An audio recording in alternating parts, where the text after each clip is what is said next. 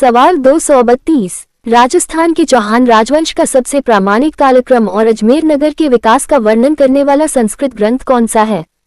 जवाब 232। जयानक द्वारा रचित पृथ्वीराज विजय, पृथ्वीराज विजया। सवाल 233। पृथ्वीराज विजय महाकाव्य की रचना मुख्य रूप से किस नदी के किनारे बैठकर की गई थी, जिसका उल्लेख ग्रंथ में मिलता है? जवाब 233। पुष्कर झील और सरस्वती नदी के तट पर। सवाल 234। रणथंभौर के प्रतापी शासक हम्मीर देव चौहान के जीवन, उनकी शरणागत वत्सलता और अलाउद्दीन खिलजी से हुए युद्ध का विस्तृत विवरण देने वाला संस्कृत ग्रंथ कौन सा है? जवाब 234। नयनचंद सूरी द्वारा रचित हम्मीर महाकाव्य। सवाल 235। किस प्रसिद्ध जैन विद्वान के ग्रंथ हम्मीर महाकाव्य से यह सिद्ध होता है कि चौहान मूल रूप से सूर्यवंशी थे? जवाब 235। नयनचंद सूरी के ग्रंथ से। सवाल 236। बूंदी के हाड़ा राजवंश का विस्तृत और महाकाव्यात्मक इतिहास प्रस्तुत करने वाले प्रसिद्ध संस्कृत ग्रंथ सर्जन चरित के रचयिता कौन है? जवाब 236। चंद्रशेखर। सवाल 237। महाकवि चंद्रशेखर ने हम्मीर हट नामक दिंगल मिश्रित ग्रंथ की रचना किस शासक के आश्रय में रहकर की थी? जवाब 237। बूंदी के राव सुरजन सिंह के आश्रय में। सवाल 238। मेवाड़ के महाराणा राज सिंह के आदेश पर 25 बड़ी काली शिलाओं पर उत्कीर्ण संसार का सबसे बड़ा शिलालेख राज्य प्रशस्ति मूलतः किस कवि द्वारा रचित एक महाकाव्य है? जवाब 238। रणछोड़ भट्ट टैलंग द्वारा। सवाल 239। राज्य प्रशस्ति महाकाव्य में कुल कितने सर्ग, अध्याय और श्लोक उत्कीर्ण हैं, जो मेवाड़ के गुहिल वंश का इतिहास बताते हैं? जवाब 239। इसमें कुल 24 सर्ग और 1106 श्लोक संस्कृत भाषा में उत्कीर्ण हैं। सवाल 240। राज्य प्रशस्ति महाकाव्य से मेवाड़ के किस प्रतापी शासक के समय पड़े भीषण अकाल और राजसमंद झील के निर्माण की प्रामाणिक तिथियां मिलती हैं? जवाब 240। महाराणा राज सिंह के समय की।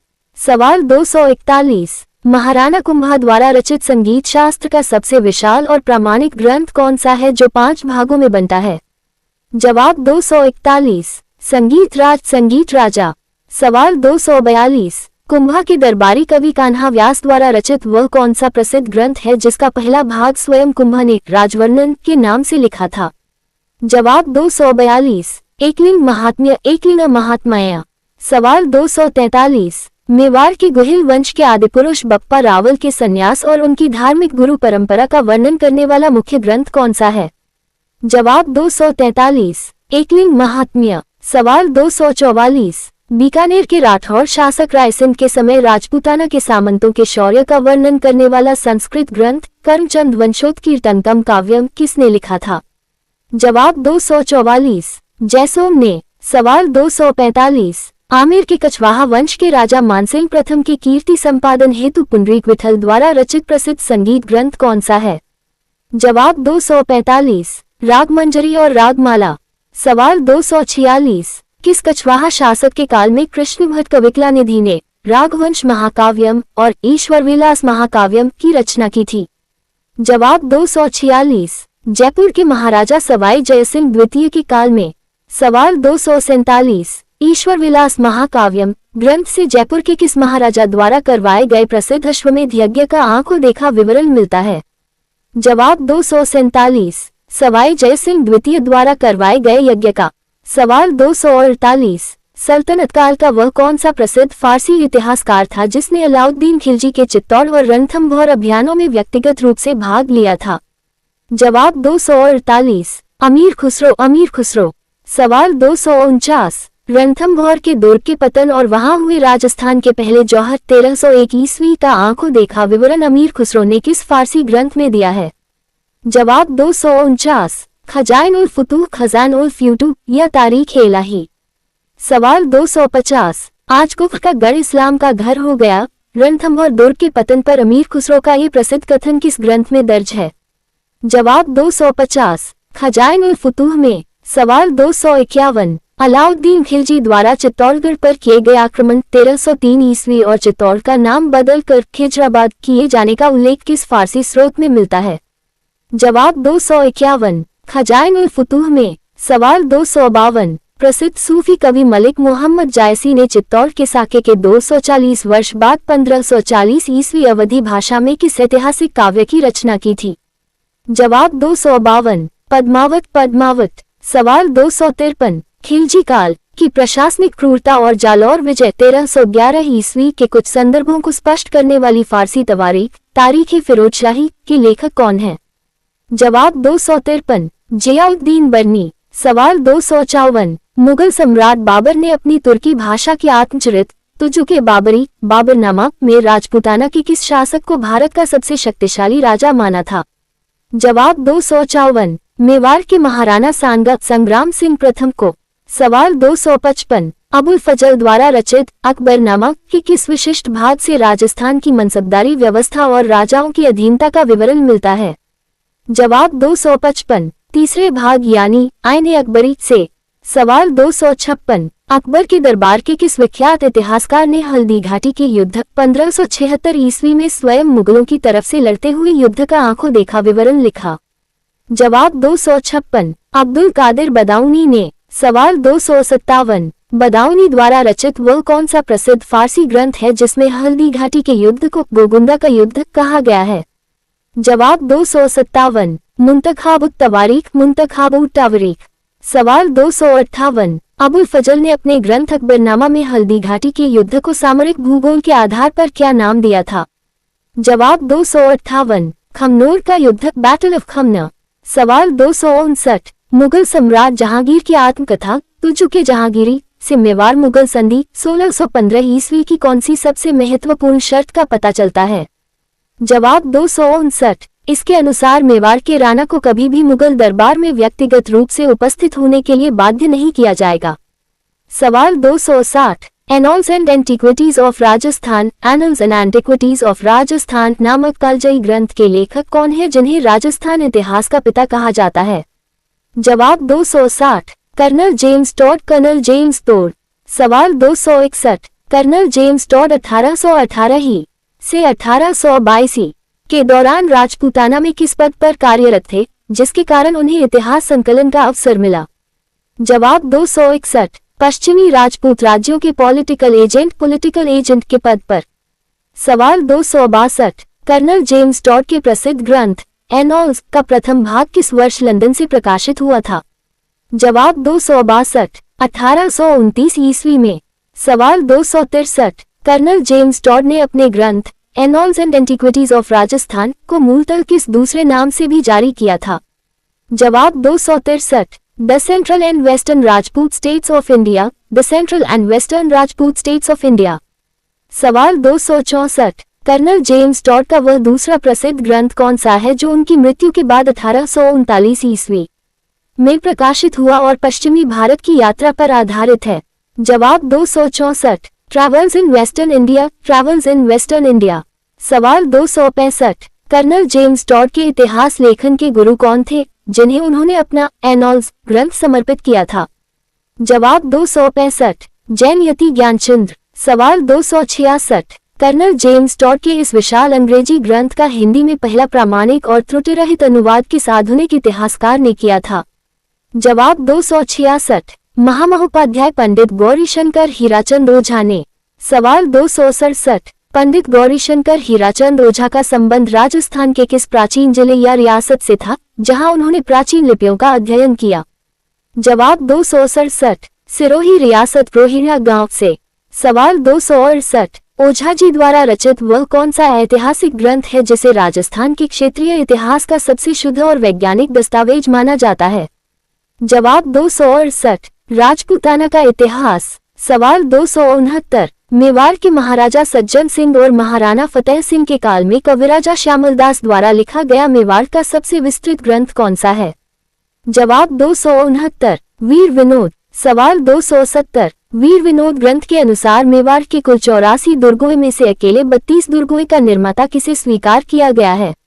जवाब 270 महाराणा कुंभा को। सवाल 271 युद्ध नामकरण का फारसी जाल। हल्दी घाटी युद्ध के संबंध में छात्र अक्सर बदाऊनी और अबुल फजल के नामकरण में भ्रमित होते हैं। आरपीएससी ट्रैप से बचने का अचूक तरीका क्या है? जवाब 271 बदाऊनी स्वयं युद्ध के समय गोगुंदा के मैदान में उपस्थित था, इसलिए बदाऊनी का नाम गोगुंदा के युद्ध से जुड़ेगा और अबुल फजल का नाम खमनूर के युद्ध से। सवाल 272 ग्रंथ रचयिता सादृश्य जाल। हम्मीर महाकाव्य और हम्मीर हट दोनों रणथंभौर के शासक पर हैं। यदि परीक्षा में इनके लेखकों का मिलान आए तो भ्रम कैसे दूर करें? जवाब 272। हम्मीर महाकाव्य एक संस्कृत महाकाव्य है जिसके लेखक जैन मुनि नयनचंद्र सूरी हैं, जबकि हम्मीर हट डिंगल हिंदी रचना है जिसके लेखक चंद्रशेखर हैं। सवाल 273 इतिहास लेखन की प्रामाणिकता पर मेंस ट्रैप। कथन ए कर्नल जेम्स टॉड के ग्रंथों की सभी तिथियां और घटनाएं पुनर्तः प्रामाणिक हैं। कारण बी कर्नल टॉड ने स्थानीय चारणों और मौखिक आख्यानों को अपने इतिहास का मुख्य आधार बनाया। इसका सही विश्लेषण क्या होगा? जवाब 273। कथन ए गलत है परंतु कारण बी सही है। टॉड ने लोक कथाओं और मौखिक परंपराओं को आधार बनाया, जिसके कारण उनके ग्रंथ में तिथियों की गंभीर त्रुटियां क्रोनोलॉजिकल एरर्स पाई जाती हैं, जिन्हें बाद में ओझा जी ने सुधारा। सवाल 274 अश्वमेध यज्ञ का लिखित साक्ष्य।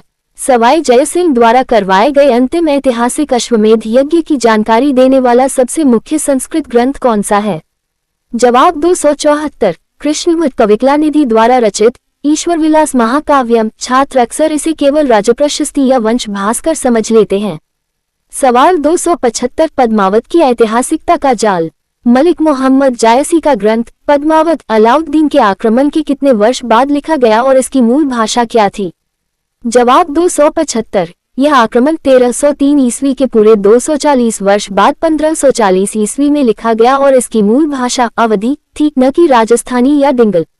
सवाल 276 आरपीएससी द्वारा पिछली परीक्षाओं में पूछा गया प्रश्न प्रसिद्ध ऐतिहासिक ग्रंथ वीर विनोद के लेखक कविराजा श्यामलदास को कविराजा की उपाधि किस मेवाड़ी राणा ने प्रदान की थी? जवाब 276 महाराणा सज्जन सिंह ने।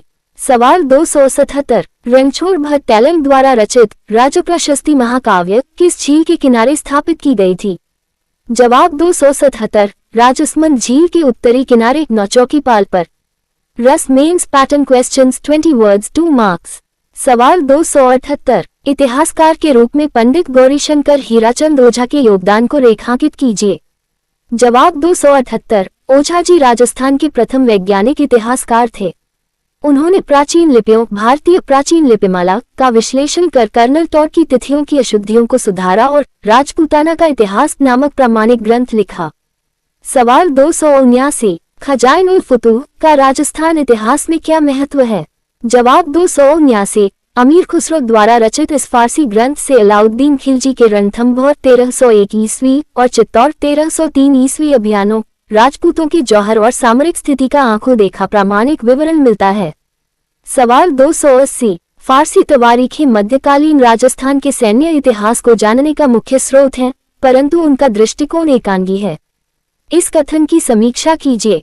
Mains 50 words. जवाब 280 अमीर खुसरो और बदाऊनी जैसे इतिहासकारों के फारसी ग्रंथ युद्धों की तिथियां और सामरिक भूगोल बिल्कुल सही बताते हैं, परंतु दरबारी लेखक होने के कारण इनका दृष्टिकोण पूरी तरह मुस्लिम शासकों के पक्ष में था।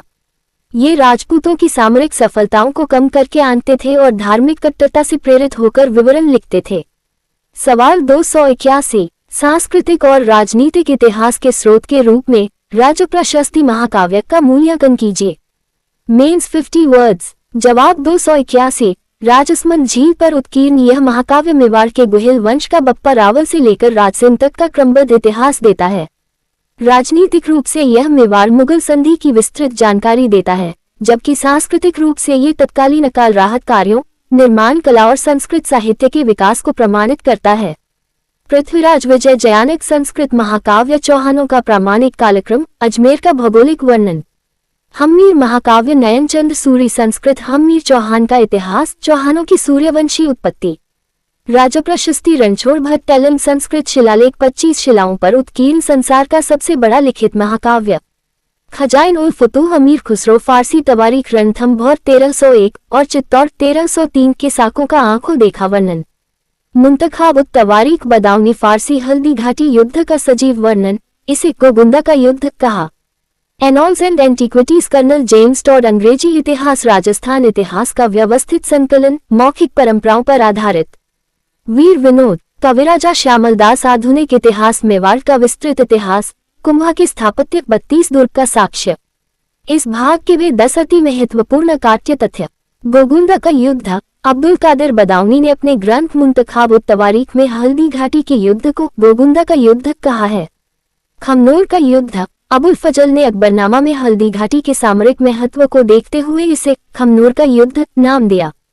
संसार की सबसे बड़ी प्रशस्ति। राज प्रशस्ति महाकाव्य राजसमंद झील की नौचौकी पाल पर 25 बड़ी काली शिलाओं पर उत्कीर्ण है। घोड़े वाले बाबा। कर्नल जेम्स टॉड को राजस्थान के इतिहास का पितामह और घोड़े वाले बाबा कहा जाता है। टॉड के गुरु। कर्नल टॉड ने अपना प्रसिद्ध ग्रंथ एनॉल्स एंड एंटिक्विटीज ऑफ राजस्थान अपने गुरु ज्ञानयति ज्ञानचंद्र को समर्पित किया था। ओझा जी का योगदान। पंडित गौरी शंकर हीराचंद ओझा को राजस्थान का पहला वैज्ञानिक इतिहासकार माना जाता है जिन्होंने कर्नल टॉड की तिथियों को सुधारा। कुफ्र का गढ़। रणथंभौर दुर्ग के पतन पर अमीर खुसरो ने कहा था कि आज कुफ्र का गढ़ इस्लाम का घर हो गया।